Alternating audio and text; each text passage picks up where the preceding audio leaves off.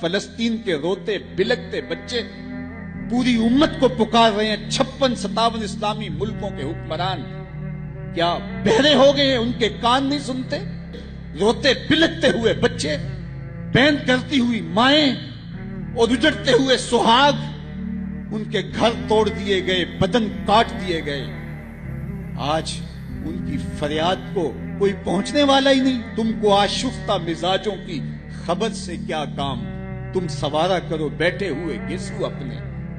آج حکمرانوں کے چونچلے، ان کے انداز، ان کے طرز زندگی، اور دوسری جانب روتی ہوئی مائیں اور بلکتے ہوئے بچے. کیا یہ وقت بھی سمت پہ آنا تھا؟ ہم کہتے ہیں ہم دنیا کے اوپر رسوا کیوں ہو رہے ہیں؟ ایک بیٹی کی بات ہوئی، ناہید نے دیبل کے ساحل پہ حجاج کو پکارا، وہ اللہ کے قہر کی بجلی بن کے کوندا. اور آج کتنی بیٹیاں غیروں کے نرغے میں چیخ رہی ہیں. ہے کوئی ان کی فریاد کو سننے والا؟ اس وقت دنیا کے اوپر 56-57 اسلامی ملک ہیں اور دنیا کے وسائل ہمارے پاس ہیں. دنیا کی بیشتر آبادی جو قریب ہے وہ مسلمانوں کی ہے. ہمارے پاس اللہ تعالیٰ نے زرخیز زمینیں دی ہیں، بہتے دریا بخشے ہیں، ہمیں معدنیات سے مالا مال کیا ہے، تیل کے کنویں ہمارے پاس ہیں، لیکن اس کے باوجود آج ہم دنیا کے اوپر رسوا ہو رہے ہیں. اتنے وسائل سے مالا مال امت مسلمہ، اور آج جس تنگ دستی، جس زبونحالی، جس پستی، جس ذلت، جس نکبت اور جس رسوائی کا ہمیں سامنا ہے، تو یہ ایک عذاب کی صورت. حاتم طائی کی بیٹی ایک جنگ میں، غزوے میں قید ہو کے آتی ہے. تو جب حضور کے سامنے قیدی لائے گئے تو اس کے سر سے چادر اتری ہوئی تھی. تو آقا کریم نے اپنی نورانی چادر، کمبل نور، اس کے سر پہ ڈال دیا. تو کسی نے کہا حضور کافرہ ہے، فرمایا بیٹی تو ہے، بیٹی تو ہے. اس واقعہ کو حضرت اقبال علیہ الرحمہ نے بھی نظم کیا. تو اس کے بعد اقبال خود حضور کی بارگاہ میں جھولی پھیلا کے کھڑے ہو جاتے ہیں اور استغاثہ پیش کرتے ہیں. ما ازاں خاتون تیعریاں تریم، پیش اقوام جہاں بے چادرے. حضور ہمارے سر تو اس بیٹی سے زیادہ برہنہ ہے، ہم بھی بے چادر ہو گئے ہیں. اس دنیا کے اوپر ہمارے سر پہ بھی رحمت کی چادر ڈال دیجیے. آج فلسطین کے بلکتے بچے، روتی مائیں، آہیں اور سسکیاں بھرتے ہوئے مظلوم حضور سے ہی کہہ رہے ہیں. اب تو ان کے دنیا کے سارے سہارے ٹوٹ گئے. ہمیں تو یہ درس دیا گیا تھا، من لم یجد صدقہ فلیلعن الیہود.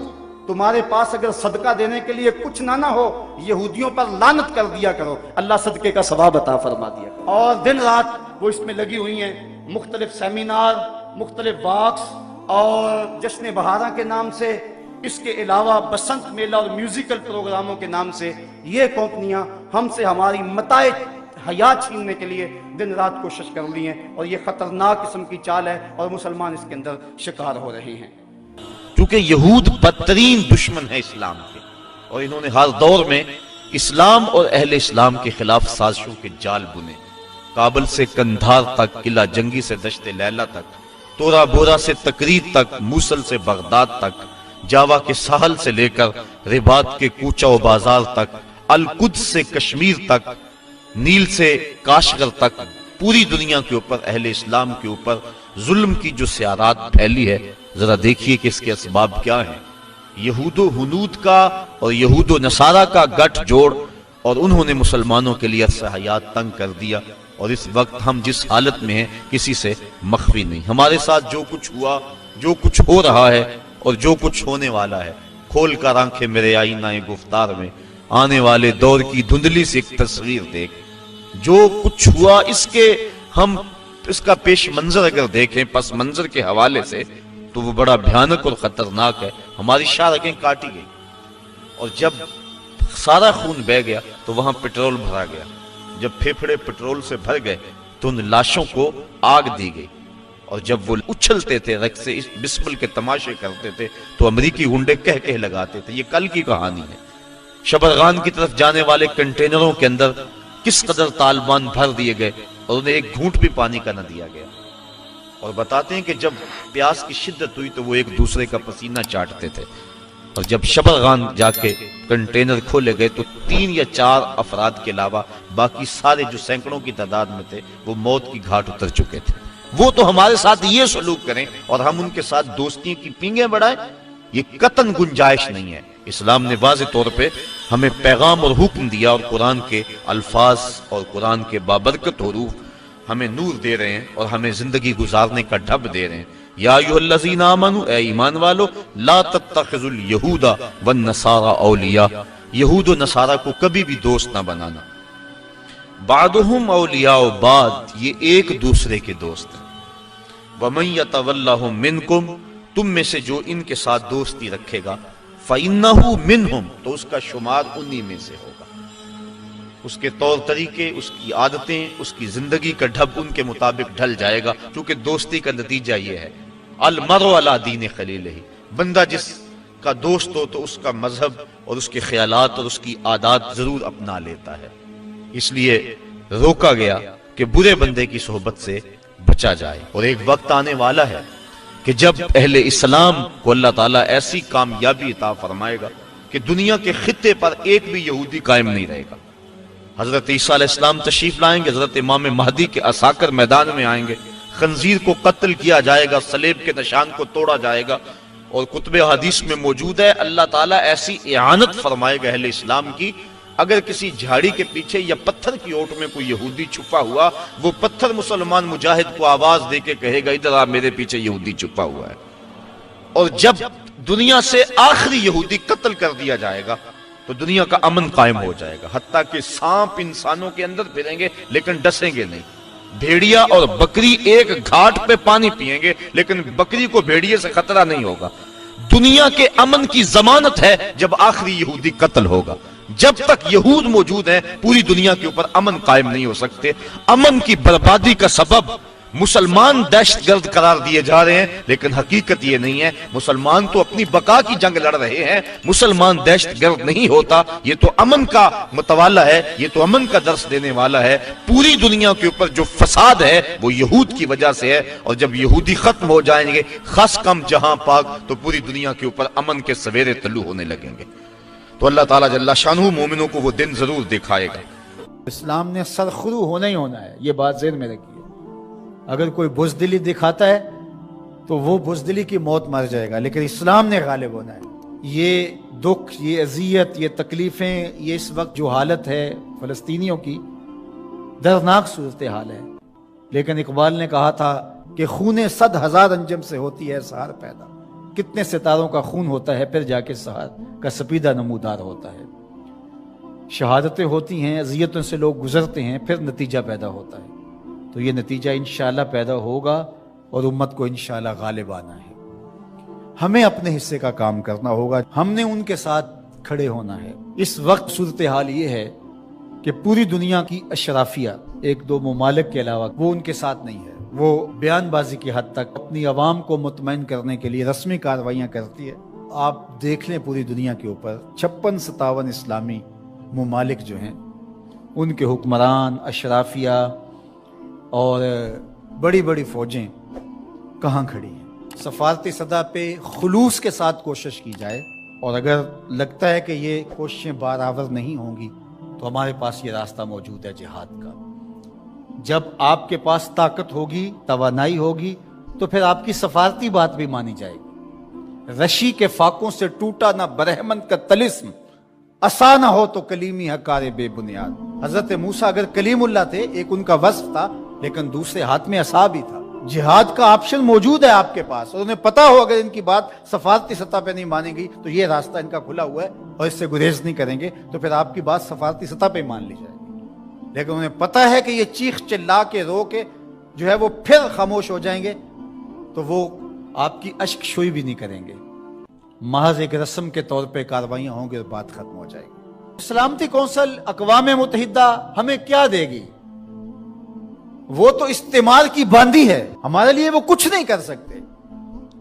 امت کو اپنا پلیٹ فارم فراہم کرنا ہوگا، اور امت کو اپنے مسائل حل کرنے کے لیے ہمارے پیغمبر نے جو راستہ جہاد کا دیا ہے اسی راستے پہ چلنا ہوگا۔ پھر دیکھنا کہ کس طرح کفر دم دبا کے بھاگتا اور گھٹنوں کے وال آتا ہے۔ مسلمان کا مقابلہ نہیں ہو سکتا اگر وہ غیرت پہ آ جائے تو۔ دوسرا، اس وقت وہاں بیچارے لوگ سسک رہے ہیں، ان کے پاس دوائیں موجود نہیں ہیں اور ان کے پاس غذائی قلت ہے، مکان ان کے ختم ہو گئے۔ اقوام متحدہ کی رپورٹ کے مطابق 52,000 لوگ بے گھر ہو گئے اور کہیں اس سے زیادہ لوگ بے گھر ہوئے، یہ تو ان کی رپورٹ ہے۔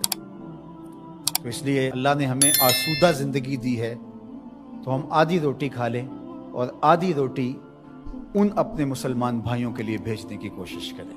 الحمدللہ ہم نے ادارۃ المصطفیٰ کے تحت وہاں کام کا آغاز کیا ہے۔ اگر کوئی ہمارے پہ اعتماد کرنا چاہے تو ہم بھی اس خدمت کے لیے حاضر ہیں اور انشاءاللہ آج سے وہاں غزہ کے اندر اللہ کی توفیق سے کام کا آغاز ہو گیا ہے ان کی نصرت اور اعانت کے لیے۔ باقی مختلف ذرائع ہیں، ان کے ذریعے سے آپ جو ہے وہ ان کی مدد کر سکتے ہیں۔ آپ کو اطمینان ہو جہاں تو یہ کام کرنے کا ہے۔ اس وقت سوشل میڈیا اور دیگر جو ابلاغ کے ذرائع ہیں وہ بہرحال اس دور کے اندر مؤثر ہیں اور ان کے ظلم کو، جبر کو بے نقاب کرنے کے لیے یہ ایک اچھا ذریعہ ہے۔ اور اس مرتبہ پہلی بار ایسا ہوا ہے کہ پوری دنیا کے اوپر ان کے جور و ظلم سامنے آئے ہیں۔ پہلے ان کا اپنا میڈیا تھا، میڈیا پہ قبضہ ہوتا تھا اور کچھ باہر نہیں نکلنے پاتا تھا، لیکن اس مرتبہ کیسے کیسے مناظر جو ہے وہ آپ کو دیکھنے کو مل رہے ہیں اور لوگوں کا جذبہ اور جوش و خروش آپ کو دیکھنے کو مل رہا ہے۔ تو ہمارے پاس جو بھی ٹولز ہوں ان کے ذریعے سے ہم ان کی آواز کو پوری دنیا کے اوپر پہنچائیں، یہ ہمارا کام ہے جو ہمیں ہر صورت کرنا چاہیے۔ اسی طرح ان کی مصنوعات کا بائیکاٹ کریں، اپنے ملک کی بنی ہوئی مصنوعات کو متبادل کے طور پہ استعمال کریں، ترکی کی مصنوعات کو متبادل کے طور پہ استعمال کریں۔ کفر کی آنکھوں میں کھٹکتا ہے ترکی، وہ چبھتا ہے ان کی آنکھوں کے اندر کہ کس طرح اس کو مٹا ڈالیں، تو ان کے ساتھ کھڑے ہوں۔ آپ سیاحت کرنے جاتے ہیں تو ترکی جائیں دیگر مغربی ممالک کی بجائے۔ ترکی میں انبیاء کی قبور موجود ہیں، صحابہ کی قبور موجود ہیں، اور ترکی میں اصحاب کہف کا غار ہے، ہماری تاریخ ہے ترکی میں بہت ساری، تو وہاں دیکھیں اور وہاں ان کے لوگوں کا جذبہ اور ان کا ایمان اور ان کا اخلاق پھر پاکستانیوں سے جس طرح وہ ٹوٹ کے محبت کرتے ہیں۔ ترکی کی مصنوعات کو استعمال کریں، دیگر بلاد اسلامیہ کی مصنوعات کو استعمال کریں، پاکستان کی مصنوعات کو استعمال کریں، معیار میں کم ہی کیوں نہ ہوں کوئی بات نہیں ہے، مصنوعات جو ہیں وہ اپنے ملک کی، اپنے وطن کی استعمال کریں۔ تو بائیکاٹ کریں گے تو انشاءاللہ اس سے ان کو مالی نقصان ہوگا اور جو ہے وہ مسلمانوں کو اس کا فائدہ ہوگا۔ اسی طرح جو ہے وہ ان کی اخلاقی مدد کریں، جو صحافی ہیں وہ ان کے لیے لکھیں، جو بولنے والے ہیں علماء وہ تقریروں میں، تحریروں میں، گفتگو میں لوگوں کو اویئرنس دیں۔ اتحاد امت کے ذریعے سے ہم ان کی مدد کر سکتے ہیں۔ امت اگر متحد ہو جائے، جغرافیائی تقسیمیں، لسانی عصبیتیں اور باہمی ہماری ذاتی رنجشیں اور نفرتیں جو ایک دوسرے کے خلاف کھڑی ہو جاتی ہیں اور جس سے امت کا اتحاد پارا پارا ہو جاتا ہے، یہ بدبختی ہوتی ہے۔ تو ان ساری تقسیمات کو رد کر کے حضور کے نام پر، قدس کے نام پر، قرآن کے نام پر، توحید کے نام پہ ہم جمع ہو جائیں۔ الکفر ملت واحدہ، سارا کفر ایک ملت ہے، تو مسلمان کیوں جمع نہیں ہو سکتے ہیں؟ حضور کے نام پہ سب جمع ہو جائیں۔ امت کی وحدت اس بات کا پیغام ہے کہ دشمن کے چھکے چھوٹ جائیں۔ میں اپنے ساتھ جڑے ہوئے تمام لوگوں کو کہتا ہوں، اپنی اولادوں کو بہت اچھا پڑھائیں، ان کی دینی تربیت آخری حد تک کریں اور ان کی جو دنیاوی تعلیم ہے اس کو بھی بہتر سے بہترین انداز میں آگے لے کے جائیں۔ وہ ہر شعبے کے اندر آگے بڑھ کے شعبے کے اہم منصب تک پہنچیں اور ان کے اندر جو راسخ مسلمان ہے وہ مضبوط تر ہو، وہ آپ کی آغوش سے گزرا ہے، وہ وہاں جا کر کے بھی جو ہے وہ پکا سچا مسلمان ہو۔ سب لوگ اس طرح جب آگے جائیں گے تو پھر نتیجہ آپ کے سامنے ہوگا، لیکن اگر ہم یہ نہیں کریں گے تو پھر ہم سوائے چیخنے چلانے کے، صدائے احتجاج بلند کرنے کے اور کچھ نہیں کر پائیں گے۔ تو بہرحال غالب تو آنا ہی آنا ہے اسلام نے، وہ پھر ہم نہیں ہوں گے، پھر اللہ تعالیٰ کسی اور کو منتخب کر لے گا ہماری جگہ پہ۔ اگر ہم چاہتے ہیں کہ ہم اور ہماری نسلیں اسلام کی نشأت کے کام آئیں، اسلام کی نہضت کے کام آئیں، تو اس کام کے لیے ہم اپنی نسلوں کو، اپنی اولادوں کو، اپنے رجال کار کو تیار کریں تاکہ پھر ان جگہ پہ کھڑے ہو کر کے دین کی نصرت اور اعانت کے فریضے۔ تو ہم یہ سزا کاٹیں گے۔ آج بھی اگر ہم قرآن سے جڑ جائیں، कुरान से वाबस्ता हो जाएं, हमारा मन भी रोशन हो और जिंदगी भी जन्नत बन जाए, जिंदगी भी नूर नूर हो जाए। और आज हमारे घरों में कुरान बंद पड़ा हुआ है, हमने उसके ऊपर गुलाफ चढ़ा के ऊपर ताक पे रख दिया। कभी कभी उठाते हैं और उसको झाड़ करके फिर वहां खुशबू लगा के रख देते हैं। कभी घरों में कुरान खुलता था, सुबहों का आगाज कुरान की तिलावत से हुआ करता था। आज सुबह का आगाज फेसबुक से होता है। कभी घरों से कुरान पढ़ने की आवाज आया करती थी, आज पॉप म्यूजिक की सदाएं सुनने को मिलती। फिर यही वजह हुई ना कि आज हर बंदा कहता है मेरे ऊपर किसी ने टूना कर दिया है, किसी ने जादू कर दिया है, बदरूहों का साया है, हमारे घर के ऊपर किसी ने जो है वो कुछ कर दिया हुआ है। मैं कहता हूं कि तुम्हारे घर में कुरान जो नहीं है, फिर बदरूहों का ही साया होना है। अगर कुरान की तिलावत होती, अल्लाह की रहमत के फरिश्ते उतरते, अल्लाह की रहमतों और उसके अनवार की बारिश होती तुम्हारे घरों के अंदर। और फिर क्या होता है, भागते हैं आमिलों के पास और आमिल कहेगा कि तुझे कुछ नहीं है, किताबुल्लाह से दूरी का नतीजा है, बदअमली का नतीजा है, दीन से एराज का नतीजा है। तो फिर उसका तो कारोबार वहीं खत्म हो गया। वो कहता है तू तो वक्त पे आ गया है, अगर 2 दिन लेट हो जाता तो ये तावीज तो चल जाने थे। फिर मरीज बन जाता है जहनी। और जो कुरान की चौखट पे सलामी नहीं देता, उसको फिर इस बाबे की, इस आमल की चौखट पे सलामी भी देना पड़ती है और अपना माल भी गंवाना पड़ता है। और रोज आए दिन अखबारों के अंदर ऐसे जाली आमलों की कहानियां छपती हैं और सोशल मीडिया के ऊपर भी आप देखते हैं कि ये कैसे कैसे बदनसीब लोग होते हैं और कैसी कैसी कार्रवाइयां भी करते हैं। कुरान से दूरी का नतीजा हुआ कि इनकी चौखट पे रुसवा होना पड़ा। अगर घरों में कुरान की तिलावत का मामूल होता तो कुरान जिंदगी देता, कुरान रोशनी देता, कुरान बरकत उतारता, कुरान के दम से रहमत का नुज़ूल होता, रहमतों के फरिश्ते उतरते, घरों में चरागा होता, अंदर के रोग मिटते, बीमारियां खत्म होती, अल्लाह की कुर्बत नसीब होती, हुजूर के कलब से कुर्बत का नूर नसीब हो जाता। इस किताब से दूरी का नतीजा हुआ कि आज हम रुसवा हो गए। जो अल्लाह के जिक्र से रुख फेर ले, अल्लाह की याद से रुख फेर ले, अल्लाह के दीन से एराज करे, तो फिर खुदा शनासी, कनात, तवक्कुल और आमाले खैर तो उससे छिन ही जाएंगे, उसको खुद फरामोशी के अजाब में मुब्तला किया जाता है। और कुरान मजीद ने एक दूसरे मुकाम पर इरशाद फरमाया, वला तकूनु कल्लज़ीना नसुल्लाह फ़अनसाहुम अनफुसहुम, उन लोगों की तरह ना हो जाना जिन्होंने रब को भुला दिया। वो भूल गए, अपने रब को भूल गए। गफलत ऐसी तारी हुई, सवेर से लेकर शाम तक और शाम से सवेर तक दुनिया दुनिया और दुनिया ही मकसद हयात बन गया। दुनिया में आए किस लिए थे, मकसद क्या था, भूल गए। मेला देखने के लिए आए थे, घर का रास्ता भूल गए। अल्लाह अकबर। तो फरमाया तुम उन लोगों की तरह ना हो जाना। फिर अल्लाह ने उन्हें सजा क्या दी? रिज़्क़ के दरवाजे बंद कर दिए? नहीं। उनकी सांसें छीन ली? नहीं। सूरज को हुक्म दे दिया इसके आंगन में रोशनी ना भेजना? नहीं। चांद को चांदनी बखेरने से रोक दिया? नहीं। आबो हवा रोक दी गई? नहीं। उन्हें क्या सजा मिली जिन्होंने रब को भुला दिया? फरमाया फ़अनसाहुम अनफुसहुम, अल्लाह ने उन्हें उनकी जातों से उन्हें बेखबर कर दिया। जो खुदा फरामोश हुए वो खुद फरामोश हो गए, उन्हें अपने आप से ही आगाही न रही। और मुझे बताओ, जिसे ये भी ना पता हो कि मैं कौन हूं, अपनी शनाख्त जो भूल जाए, उसके पल्ले होता क्या है? इकबाल ने कहा था ना, अपने मन में डूब कर बाजा सुरागे जिंदगी, तू मेरा नहीं बनता तो ना बन, अपना तो बन। मुझे बताइए, 6 फुट का जवान हो, कदे राना रखता हो, उसकी आंखें उकाबी हो, माथा कुशादा हो, रंग चमक रहा हो, होंठ गुलाबी हो, लेकिन उसकी कमीज के पीछे घर का एड्रेस लिखा हो कि किसी को मिले तो इस एड्रेस पे पहुंचा दे, तो आप उसका चेहरा देख के कहते हैं वाह क्या जवानी राना है, क्या इसके होंठ गुलाबी हैं, क्या नरगिसी आंखें हैं, क्या खूबसूरत चेहरा है, क्या शमशाद कद है। लेकिन अचानक नजर पड़ी तो उसके घर का एड्रेस उसकी कमीज के पीछे लिखा था। आपने कहा मैंने दूर से देखा, इसका तो तवाज़ुन यकली ही ठीक नहीं, ये तो बेचारा जो है वो पागल है। तो कद काठ होने के बावजूद घर का एड्रेस पीछे लिख दिया गया, तो अब हर कोई समझता है कि ये बेचारा फहमो इदराक के नूर से खाली है। कदे राना पे तरस आने लग जाता है, और वो आंखें जिनमें डूब जाने को झील जैसी आंखों में गोता लगाने को जी चाहता था, तो अब तरस आने लग जाता है कि ये बेचारा तो खुद फरामोश है।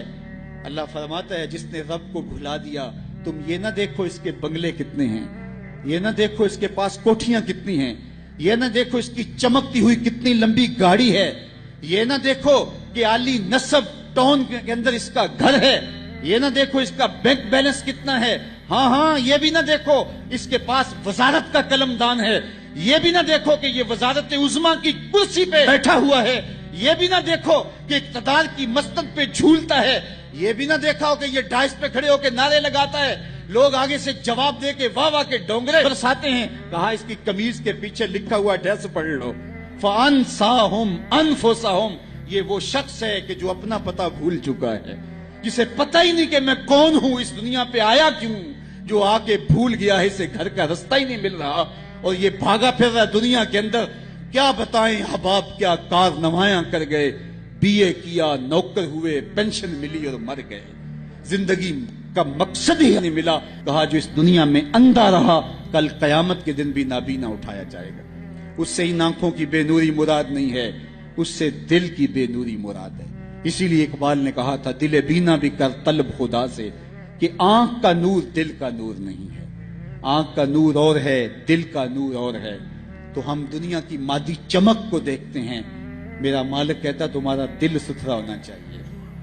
तुम्हारा मुंह काला हो तो कोई बात नहीं है, दिल काले नालों मुंह काला चंगा, जे को ये रम्ज पछाणे हो। असल तो दिल की पाकीज़गी है, और दिल रब के साथ वाबस्ता हो, उसके रसूल के साथ वाबस्ता हो। तो जिसने अल्लाह के दीन से रुख फेरा, एराज किया, तो फिर उसका नतीजा क्या हो कि उसकी जिंदगी तल्ख हो जाएगी।